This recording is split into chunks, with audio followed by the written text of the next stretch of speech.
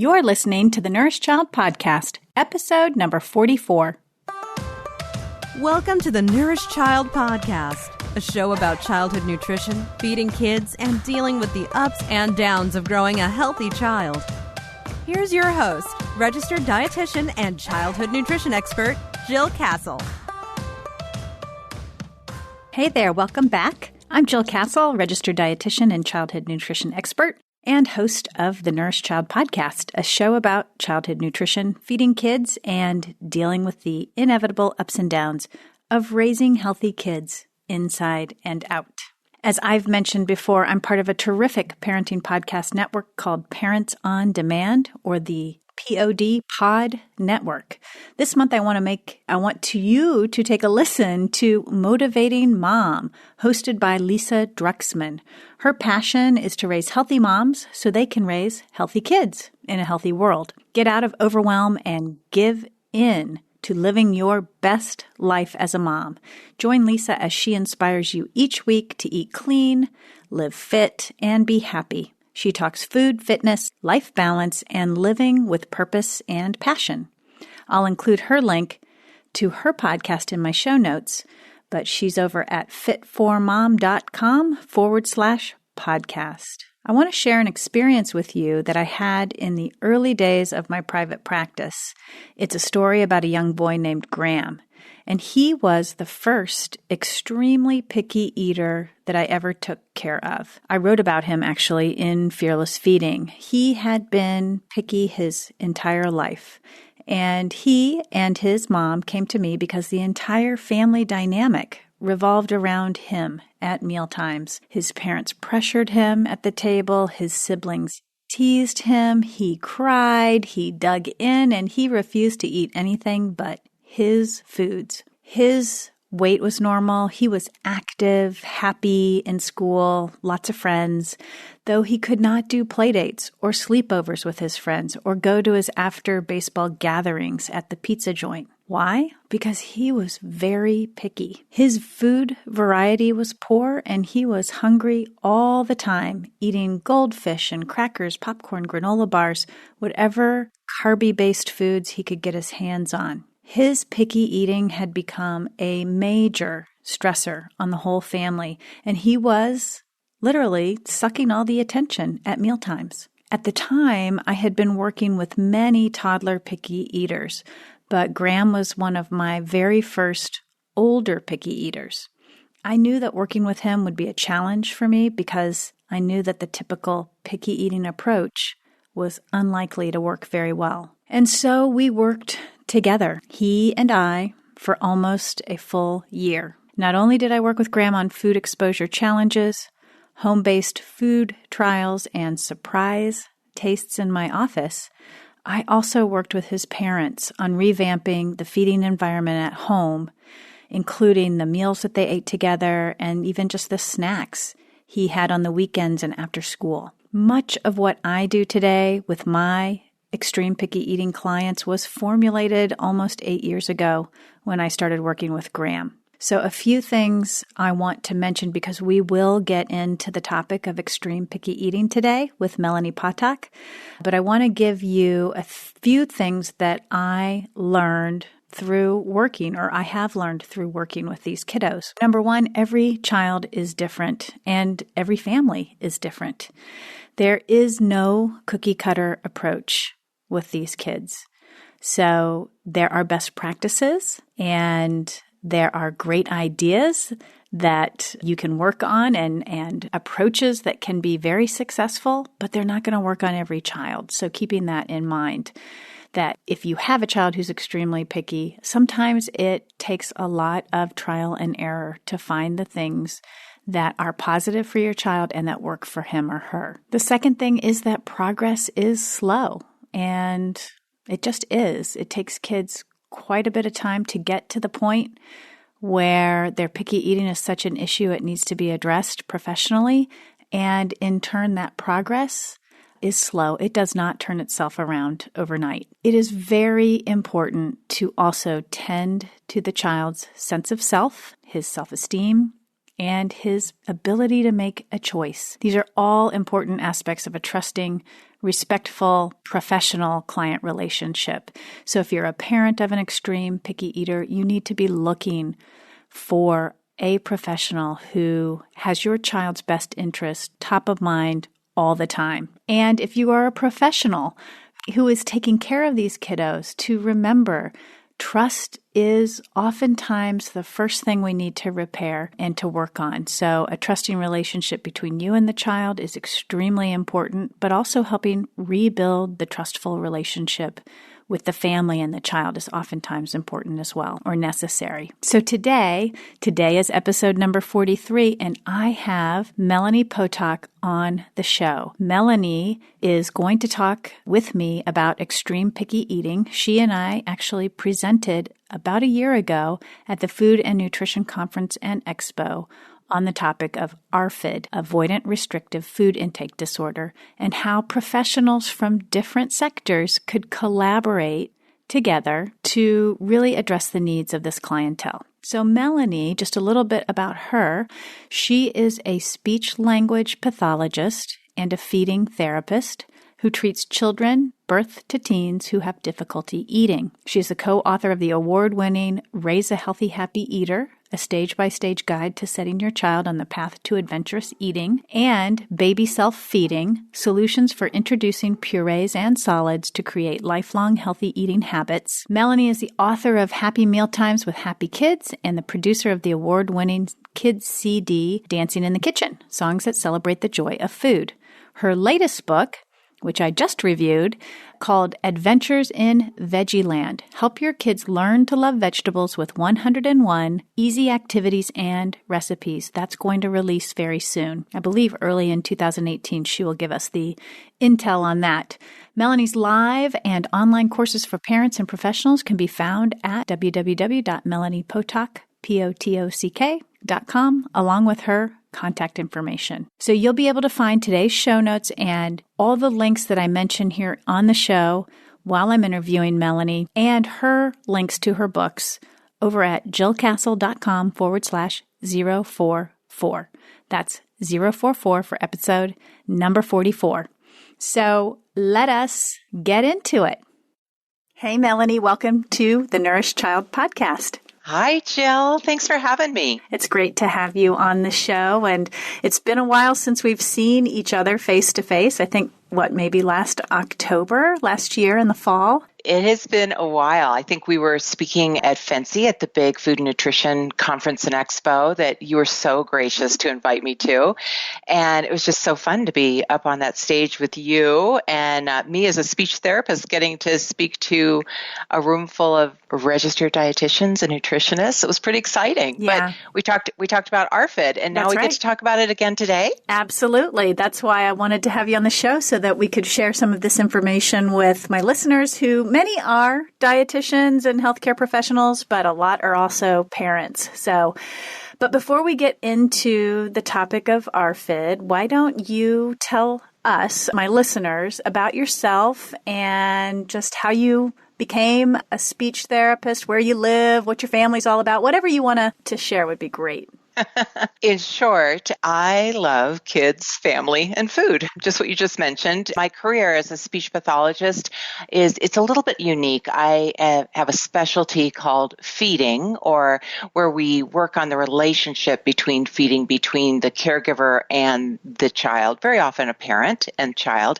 And I get to work with babies and toddlers and teenagers, you name it. I get to speak around the United States and Canada and Italy, all about kids and food and feeding disorders, yes, but often just even garden variety picky eating. And on my website, melaniepotock.com, you'll find lots of information, blogs, articles, picky eater video course. And in amongst all of that, you'll find out a little bit more about me. And I've got two daughters. One was a very picky eater as a toddler. And before I ever became a feeding specialist, what she taught me was, wow, well, this is going to take a little bit of time. It is a very gradual process, and we have to keep it joyful. We have to keep it fun, not just for the kid, but for the whole family. We really want to focus on the family when it comes to learning to become an adventurous eater. Mm-hmm. So have you always been a speech pathologist specializing in feeding, or what was your journey to get to your profession? I was actually in real estate and eventually I decided to go back to school when I was in my 30s, and I got a graduate degree in communication disorders and speech sciences and went on to work at our local hospital and accidentally got a position in the NICU working with the babies. Honest to goodness, didn't know anything about feeding kids except for what I'd experienced in my own home, but nothing in terms of the medical side of it.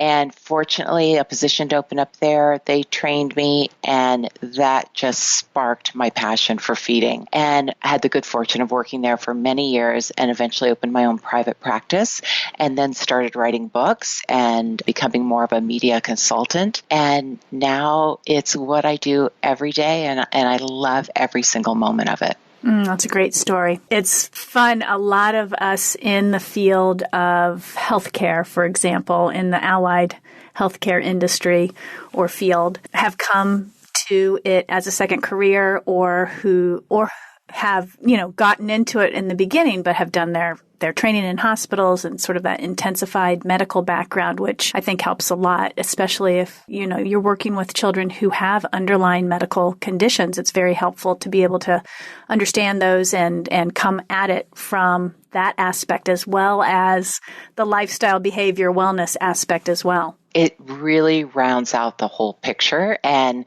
it helps me to know what might have been missed. If you've gone to 2 or 3 other therapists who were fine, excellent therapists, but maybe had just a slightly different background, and you finally meet someone who says, wait a second, has anybody checked for a tongue tie? Or, gosh, what about food allergies? We ever explored that? And it's just a matter of getting a good team around you. There's some excellent therapists out there. And I know you and I really believe in having a team of people working with these kids and these families. Mm-hmm, definitely. So for the listeners who might not understand what feeding therapy is, can you summarize that? I mean, I know what it is from me in terms of, coming at it from a nutrition angle, but from your angle as a speech language pathologist, and you specialize in feeding therapy, what is that? How would you describe that for the listeners? Feeding therapy can encompass a lot of different things. We're always going to look at the whole child. So if a family calls me and tells me that their child is having difficulty eating, whether they're having trouble with bottle feeding or learning to chew, or they're just stuck on certain foods, or they have a lot of anxiety around food, it's all about that feeding relationship and the 3 parts that go into that relationship. When I'm looking at a child and assessing the child for possible difficulties, I'm looking at their physiology or how their body functions. That's where something like a crossbite or gastroesophageal reflux or constipation, something like that might come in. Included in there, of course, is the child's sensory system. Do they have an aversion to certain textures, temperatures, etc.? Then I'm going to always look at motor skills, gross and fine motor skills. So not only am I looking at, how well can this kid chew and manipulate the food in his mouth with his tongue? What sort of swallow pattern is he using? But I'm also looking at, can he sit up well in a chair? How's his trunk support? How's his coordination? And then finally, I'm looking at what we call learned behaviors. So why does that little kid cry every time you put him in the high chair? Why does he turn away from the spoon? Why does that teenager refuse to eat anything but fast food? What's really going on there? And usually what's been happening is that something went awry with the physiology or the sensory system and or the motor skills. And it could have happened when they were younger and they just never progressed through feeding development to become that more adventurous eater that so many of us are by the time we become adults. So feeding therapy addresses all of those aspects in addition to focusing on the entire family and working on relationships. It's all based on feeding relationships. Mm-hmm. So do you put your detective hat on when you've got a child and try to figure out where in their lifetime they sort of failed to progress? I do. And sometimes it takes a couple months to really figure that out and have that aha moment. Mm-hmm. Sometimes it's a matter of just looking through a medical chart. And sometimes it's really obvious. I'll walk in the house and realize, well, my goodness, those are the biggest tonsils I've ever seen. No wonder you can't swallow. Mm-hmm. So, you do. Sometimes you really have to put a magnifying glass and look at every little aspect, but other times it's really obvious. And then it's often more of a quick fix. Sure. I feel like I do the same thing with my clients. I can look at their growth chart, see where they really started to fall off the growth chart. And always, there's questions about why that happened, what was going on during that time in their life. You can get a lot of information about what is the root cause of some of their growth problems or their feeding problems. So let's get into feeding. And particularly the show today is all about ARFID, or Avoidant Restrictive Food Intake Disorder, which is a brand new diagnosis from the DSM-5 manual. And you and I presented on ARFID at that food and nutrition meeting last year. And we really talked about what ARFID is, what I see as a nutritionist, and how I approach those clients. You talked also about how you approach those clients. And then we talked about working together in terms of a team approach to managing those kids. But what I thought we'd do today is just kind of ping pong back and forth about what we both see and how we both try to help these kids and help these families overcome ARFID. So that being said, let's talk about some of the things that you experience or you see as a feeding therapist when you're working with kids who have ARFID. Many, many times when I first get to know these families, I do all home visits, which is wonderful for me because I really get to know everyone in the house and find out a little bit more about their eating environment. Oftentimes the kids don't come to me with the diagnosis. It ends up that I get to know them a little bit better, and then I refer them to a psychologist and their pediatrician, and we do more of a team approach to eventually determine whether this diagnosis would be appropriate. But the interesting thing about ARFID is really what it's not. Many people are confused. Is it an eating disorder? Is it a feeding disorder? We like to think of it more as a little bit of both. Mm-hmm. Yep, we do. But what it's definitely not is, it's not where typically the child doesn't have any sort of difficulty with body image or wanting to, fit into a certain size, and that obsession with being skinny, et cetera, that so often we see in television, media, et cetera. That's not really what we're talking about here. We're talking about an underlying anxiety around trying new foods. And the interesting thing about that is, no matter whether I'm working with a garden variety picky eater or a 10-year-old with ARFID, anxiety is still a mutual component there. The parents are nervous, the kids are nervous. It's that the level of anxiety seems to take over the household, and it seems to be the biggest roadblock. That's more my professional and personal observation than it is in terms of what's in the DSM. I just think that anxiety is a huge component. What do you think? Oh, I agree with you. And I think that what ends up happening is that, families see their child as picky. They see their child as only eating white foods or not getting enough nutrition or not eating healthy enough. And those are all sort of the outwardly apparent symptoms of extreme picky eating, but you're right. Mm-hmm. The underlying, there is something, almost always something going on. In my practice, it's oftentimes, there's definitely some level of anxiety, and whether it's life interfering or not depends on the child and the situation. But oftentimes I see there are learned behaviors, as you mentioned before, which I like to call compensatory behaviors. A child mm-hmm. learns to compensate or to survive within that pressure-filled environment or survive around that anxiety by developing skills to help him deal with the emotions and the stress that he's feeling or she's feeling. He's protecting himself. Exactly. Yeah. Mm-hmm.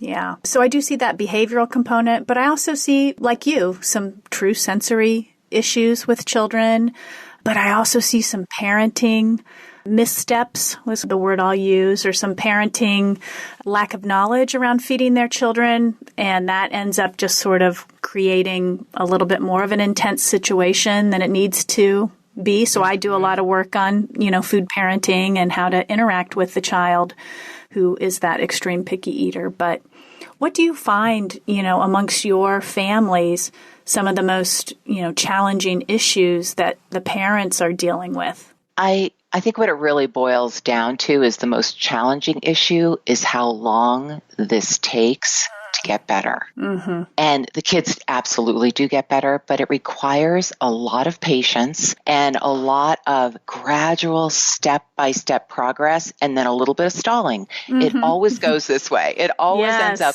we get a little bit better and suddenly we plateau. Uh-huh. Or maybe we even have a little bit of regression, and that's okay. That's the way all feeding therapy and all of my interactions over the years, that's the way kids learn in general. And so life gets in the way and we get a little stall in progress. And the hardest thing for the parents is that they want to give up right then. It's like, no, it's okay. Let's just problem solve this. And once they experience that you begin to make progress again and you get a little stall and you begin to make progress, say a third time, then they've got it. Then they realize we're going to get there. We're going to climb this mountain step by step. So the biggest obstacle is really the parent's fear almost as much as the child's anxiety, because their fear gets in the way of progress and they're so worried about their kids. It's just an innate need to nurture and feed our children.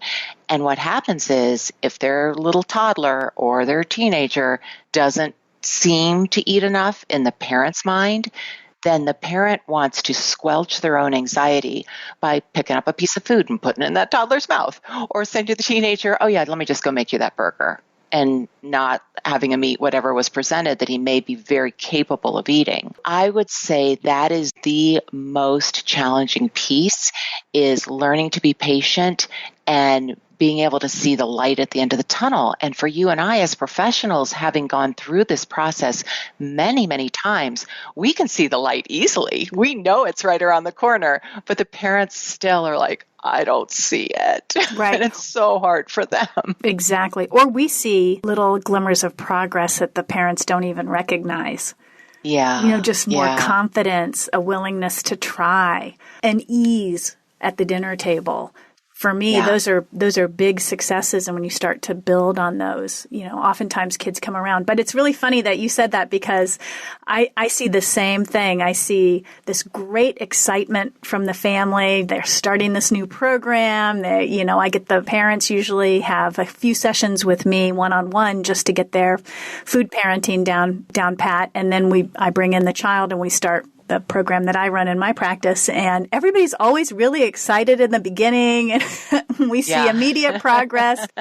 And then, just like you said, we see a plateau, and, the parents are still on board, but the child is starting to show signs of resistance, or, some old habits start to creep back in. And I always say you just have to have the wherewithal to keep going. It is going to get muddy before you kind of dig out of this issue. And it does take time. And when we say time, let's be clear. What are you seeing in terms of the time in therapy on average, or a range, even if that's easier? When the diagnosis is truly ARFID, I have a pretty good feeling we're going to be together for at least a year. And I usually see that child 1, maybe 2 times a week. And so, that's a lot of homework for the family. But it's really no different than going to 5th grade, going to 6th grade. You get through a whole school year, right? Doing homework every night. And we can do this too. One of the things I always talk to the parents about is, I know this seems like a lot of work to get to where you want to be. And even if we're going to do 15 minutes of food homework each day, and we're going to see me once or twice a week, sort of like seeing your personal trainer at the gym, Well, when you think about the hold that ARFID has on your entire family, and when you think about the stress that comes with breakfast, lunch, dinner, snacks, the cafeteria, going out to restaurants, when you think about all the time that ARFID controls your family, this is nothing in relationship to that. And so we try to put it in perspective. It's like, wow, yeah, you know what? Let's jump in and do this, because in about a year's time, things are really going to feel good.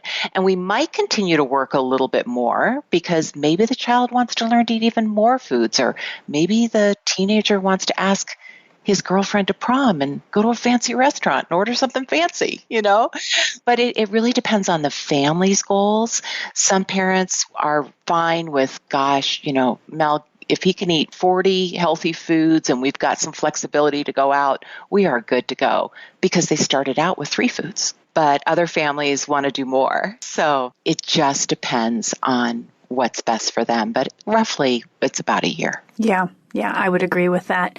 So in that year's time, there's a lot of interaction with you one-on-one, and you're setting goals, and, sometimes the goals are met and sometimes the goals aren't met.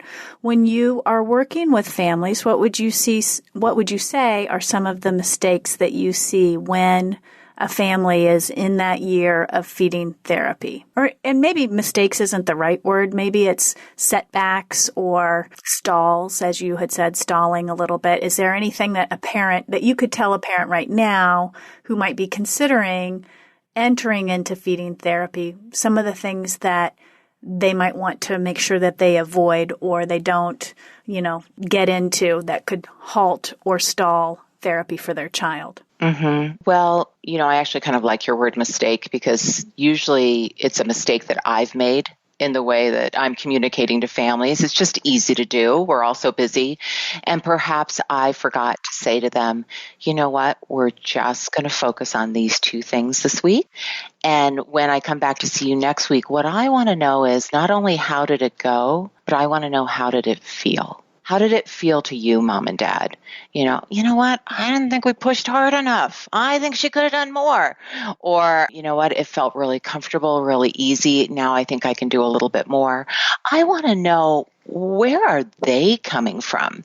Because that's usually where we end up running into a roadblock, is because my perception of things is different than theirs. So that's a mistake as a therapist that I'm making, and that I'm not finding out what they're really feeling about the process. And then in terms of just some general things that I often see happening, because we're just all so busy, is that we miss the simple things, having some of the food parenting techniques that you and I talk about, like have everything ready before you call your family to the table. If you're the one making dinner, ideally we want everybody in the kitchen making dinner, but school nights are crazy and it's not always possible. So if one parent is feeling a lot of pressure to get the meal on the table, what we'll often see is, as they're pulling things out of the oven, calling everybody to the table. So half the family shows up, and the other half wanders in. And now one kid's hungry and the other one only has the green beans, and we're still waiting on the chicken. And it just creates a whole stressful, you wouldn't want it to go that way at a nice restaurant. You don't want it to go that way at the family dinner. Take a breath, get it all ready. Enlist some help if you can. If you'd like to do family style serving, that's awesome. I don't always feel that you have to, but I think it's wonderful if you do. Whatever works for that family. But nevertheless, the point is, have it ready and then mark the beginning of the meal. Whether it's with a song or a prayer or a fun way like a dinner bell to ring, bring everybody in. Maybe it's a new tablecloth on the table to start the conversation. And come to the table relaxed. And it truly is one of the most common mistakes I see, because we're all so darn busy. So yeah, just take a breath and bring a different energy to the table. When you do that, what happens is you begin to remember the food homework. You remember the tips that Jill told you to do. You remember to pause and focus on family and not so much about, gosh, is she going to take another bite of that broccoli? Mm-hmm. Yeah. So, I really think when it comes down to it, just as we're chatting, I'm realizing one of the things we need to do is slow down. And I can tell that because parents, and me too, want to see progress, we tend to go too fast. And that can really create problems. So I think I'm going to think about that for the next couple of weeks when I'm working with my families, really this theme of let's just slow down and let this child set the pace and figure out what we can do to support the process so that it's easy and doable and we set them up for success. Mm-hmm. Yeah. I think when we're really rushing, we tend to, like you said, want to go faster and then we push. And pushing is always going almost 99% of the time, in my experience anyways, pushing is always going to backfire either right in the moment or down the road. And because it's pressure and pushing, we know from the scientific literature has a negative impact, particularly on children who are picky eaters. And it can really do a number of different things on a child in terms of, for one, it can shut down their appetite, really physically shut it down. And it can also, lead them to become more anxious and disinterested in food and have a very poor regulation and relationship with food. So that is one of the things I spend a lot of time with my families is teaching the parents how to not push and pressure their child, because that oftentimes is the biggest mistake that I see oftentimes is that families are in this dynamic, in this cycle of pushing and pressuring, even when it's well-intentioned and they think they're helping, it generally isn't helping. It's one of those things where it's not about making food get in the child's mouth and into their belly. It's about nurturing and creating a situation where a child wants to try that food, where a child's interested in food, where a child develops a love for food. That's how eventually it ends up in their belly. Because whenever I teach my courses, I always start out by saying, I can show everybody here in the audience how to make a kid eat. You can make a kid eat. Yes, it's called force feeding. Yeah. I mean, you really can. I mean, you want me to show you? Problem is I won't because I think it's unethical. But also, it wouldn't do any good. All you'll end up with is a kid who hates that food, who feels that somebody else is driving what they should eat, and doesn't learn to be a mindful eater who truly is interested in what else could we have at the next restaurant? What could we make tomorrow night? Let's go to the grocery store and find out what new product, what do you think they have at the farmer's market? That's what we're trying to create, that interest and that drive to really learn to love healthy foods. That eventually turns into a really adventurous, healthy eater. Definitely. And I just want to throw in a mention for parents out there who might be interested in, and I know, Melanie, you're going to talk to us about your books at the end of this show, but my co-author of Fearless Feeding just came out with a book called How to Raise a Mindful Eater. So for the listeners who might be interested in that book, there's a whole science behind raising a child who is a mindful eater. So I'll include the link in the show notes to that book as well. Now, I want to switch gears for a second because you and I work with children who, I won't speak to you, but I work with children who are in school. A lot of times they're playing sports. They've got friends. they're good students. They have good grades. They just have this one thing, and it's this picky eating thing that's been going on for years and years and years. That's my typical client. Now, there are a lot of different scenarios for children with ARFID, and, some children are younger and they have real, medical conditions, obstacles in their ability to chew and swallow and things of that nature. And then we also have children who are on the spectrum, who have real sensory-driven ARFID. So let's just, for the listeners, sort of talk about briefly the different kinds of treatment centers and treatment scenarios for these children, because not every child is going to do well with me, for example, in my setting. So do you have anything to say about that? I know there's treatment centers out there that really do that whole child approach and have a more intensified approach to feeding therapy. And what do you know about that? Yeah, no, absolutely. I think the thing for all the parents to keep in mind is that because you hear a particular therapist or a particular center or whatever happens to be the buzzword out there, that may be an awesome situation for their kid, but it doesn't mean it's the right situation for your kid. And the key to being a really good therapist is not only creating a treatment program that's right for that child, but that's right for that whole family. So some families benefit from traveling out of state and going to an intensive feeding treatment center where they'll get many, many treatments per day. And there's a big team behind the supporting that child. And there's a lot of different models in those treatment centers. So that may be right for one family. Another family may have great progress meeting with a therapist one-on-one in the home and having a team that they can consult with in the community, like the pediatrician or the registered dietitian or even, an acupuncturist, whoever might be on that team. So I think really what I'd like to communicate to your listeners is there isn't a magic bullet for any of this. It really is about finding what's right for your child and your family. And so be sure to ask a lot of questions. Talk to a lot of different families who've worked with that therapist or at that treatment center. Find out, is this really the best match for us? Because there are many good options out there. Many of them take different approaches. And I think the one word of caution that I'd like to lay out here is just to know that it's not going to change. Nothing changes things overnight. So if it sounds too good to be true, it probably is. Right. But on the other hand, if you just need a boost and you want something more intensive to sort of jumpstart things, that's great. It still requires a lot of follow-up, no matter who you work with. So it gets back to the start of this conversation, which is, seriously, it's still a good year of working on all the details. Yeah. I've lately had some clients who have come to me who've had negative experiences in treatment. And I don't know if you have had that experience as well with some of your clients, but there are, I notice, a lot of treatment centers that are starting programs to treat ARFID, eating disorder centers, other, medical centers that are starting programs. And I totally 100% agree with you. I think parents who are embarking on this really do need to do their research and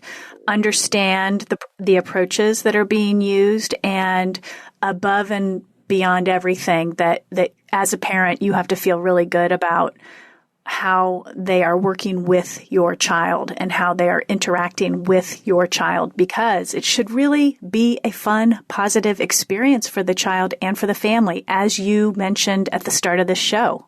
Absolutely. And, Jill, I know you do a lot of mentoring with other therapists, and I do too. I do a mealtime coaching session with other therapists or with parents. They can just go to my website to find out the details. But I always feel like the mark of a very good therapist is one who says, I don't know, but I'll find out. And, just the other day, I've been working with the same child. She has a very rare syndrome, adorable little girl, and she has some significant feeding challenges. And it may fall into the conversation of ARFID for sure, but I kept getting stuck with her. And I consider myself a really experienced feeding therapist, but that doesn't matter. I've never treated a kid like this before. And just being able to call up another professional and say, this is what's going on, and what do you think I should do?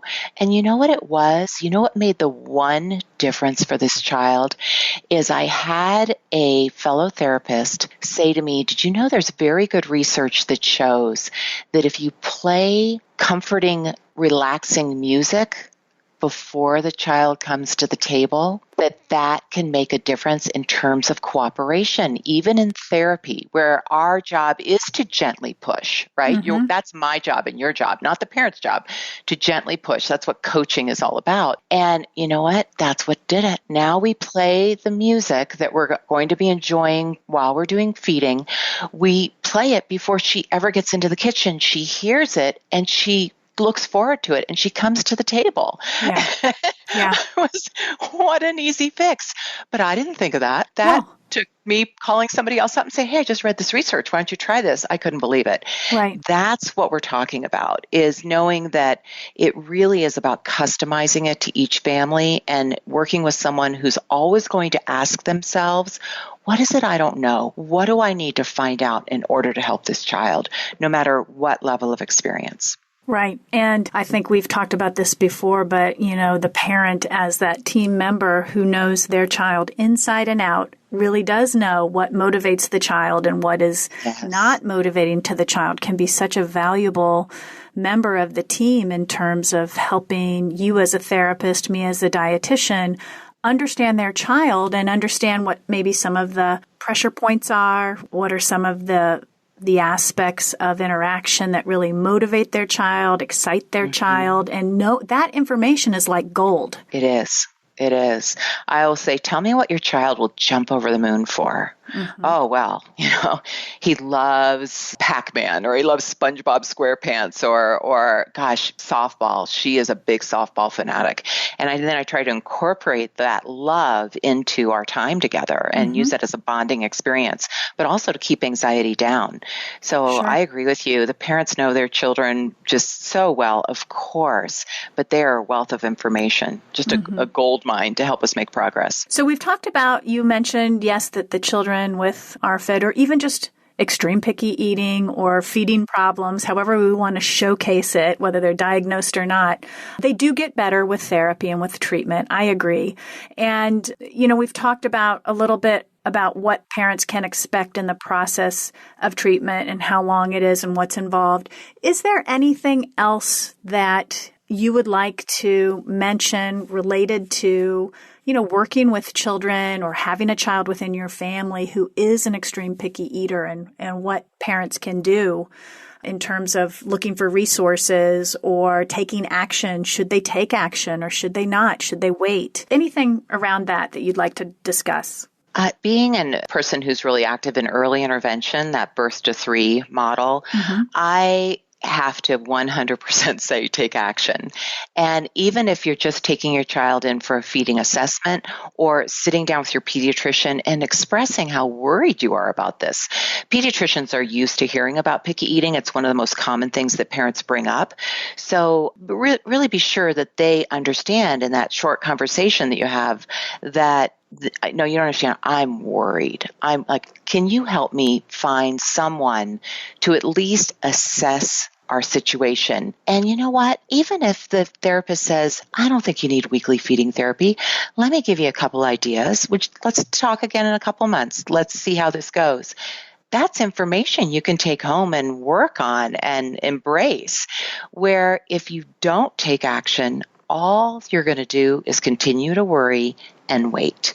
And that just delays progress. So absolutely jump in. Talk to your pediatrician about where to find help. For children birth to 3, there are low cost to free services typically it's through your local school district. Just call up your local school district and explain that you have some concerns about your child's development. That would include feeding, and they will arrange for an assessment and possibly some treatment. Many insurances do cover feeding therapy, but the first step is that assessment. So talking to a pediatrician even about building a team, should we go see a pediatric gastroenterologist or an allergist first? Or should we perhaps start with a registered dietitian or an SLP like myself who specializes in feeding? That first conversation is about where do we start? And that is different for every kid depending on the symptoms. Right. Such great advice. So this has been a great show. I've really enjoyed talking to you about this. I feel like we could talk and talk and talk up all night talking about how we treat children with extreme picky eating. But I want my listeners to be able to find you and to understand what you're working on now. I know you have a book in the works that's coming out soon, so I definitely want you to talk about that. And anything else you want my listeners to know about you, but especially how to find you should they want to connect with you. Thanks. They simply need to Google or put in Melanie Potock, MELANIE POTOCK, MelaniePotock.com. And you'll find information about, I teach over 25 seminars a year and speak at various conferences. I'd love to come and visit your city. If someone wants to look into having me come and speak for their group, I definitely am booking that right now. I'm very proud of the book that came out just about a year ago, Raising a Healthy, Happy Eater. It's written with pediatrician Dr. Namali Fernando, who is, I affectionately call her my pediatrician in the kitchen, because she is all about creating a culture of wellness. And she and I wrote a book. Jill, with your help, you were so supportive and wonderful as I was putting pen to paper. And it is proven to be a really popular resource for parents and professionals. That led to my new baby, which is my new book that's coming out in the next couple of months, called Adventures in Veggieland. Help your kids learn to love vegetables with 101 easy activities and recipes. And it's based on tons of research that there are 3 ways to help all children, kids with ARFID, kids who have garden variety picky eating, kids who are adventurous eaters, become even more adventurous. And that's to follow the 3 E's. I call it expose, explore, expand. And in this book, you'll start out with a sensory activity for kids. It might be that first we're going to build asparagus log houses, kind of like a gingerbread house, but out of asparagus. We're going to learn about asparagus. We're going to do a little bit of gardening, even if it's just on the windowsill in a planter with some herbs. We're going to learn to do a little bit of cooking. And gradually over time, as we explore these new vegetables, we begin to expand the variety of what we're willing to eat. And this book will take parents through every season, a full year of vegetables with an activity, several recipes, and you know what, Jill? Even a dessert. There's even a dessert with vegetables in it, because I love dessert. I do too. Well, that's great, because eating vegetables is a pain point for a lot of families. They really want their children to eat more vegetables, and it's one of those things that they struggle with. So I think you've really hit the nail on the head when it comes to a topic that will speak to a lot of families. So when will that be out? It will be out by the end of the year, if not a little bit sooner. Great. So you can definitely pre-order it through your local bookstore, Amazon, Barnes & Noble, and get the pre-order sales price so that you're guaranteed I believe it's about 32% off as of today, but naturally people will be listening to this podcast several times over the next year. So check online. It's called Adventures in Veggieland, or go to my website, melaniepotock.com, and that will take you to several different places where you can buy it. Wonderful. And I will include the links to all of that in the show notes. Melanie, thank you so much for coming on the Nourished Child podcast. It's been great to have you here. Thank you, Jill, for all you do. It's so much fun. I really appreciate it. ARFID, Avoidant Restrictive Food Intake Disorder, or what is commonly referred to as extreme picky eating, is growing in numbers as we recognize the difference between typical picky eating, which I talked with Natalie Muth on the podcast in our last episode, number 43, and that of a more rooted, extensive foundation. For most of these kids, with ARFID or with this extreme picky eating, intervention is needed, and I believe the earlier, the better. Remember, today's show notes are located over at jillcastle.com/044. You'll be able to find all the links I mentioned during this podcast. Before we wrap up, I have a couple of announcements. Thrive, a mastermind for pediatric dietitians and nutritionists, is in the incubator with a planned registration opening in January and the start of the program in February 2018.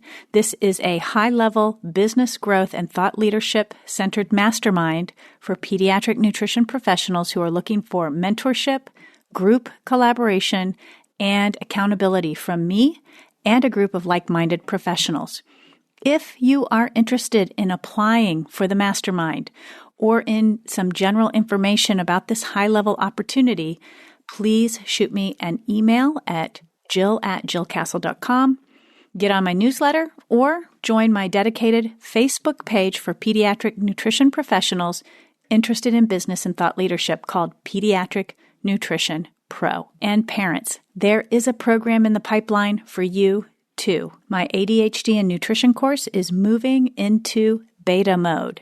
I'll be opening it for a limited number of students and at a steeply discounted investment so we can all get our feet wet together and I can finalize this program for the masses with your insightful feedback. Of course, you will get a lot of knowledge and skills along the way. If you'd like to take advantage of this opportunity, please be sure to join my newsletter. The link to join the newsletter will be in the show notes at www.jillcastle.com/044. As always, thank you for joining me today. You can also help the Nourished Child podcast grow by writing a review on iTunes. You can subscribe to the show on iTunes, on Android, Stitcher Radio, Google Play Music, TuneIn, and more. Share the podcast on social media or wherever you hang out. I am so glad you are here. Please be sure to give that child in your life, big or small, a loving squeeze today. Bye for now. Thanks for listening to the Nourished Child podcast, where the #1 goal is to help you grow a nourished child inside and out.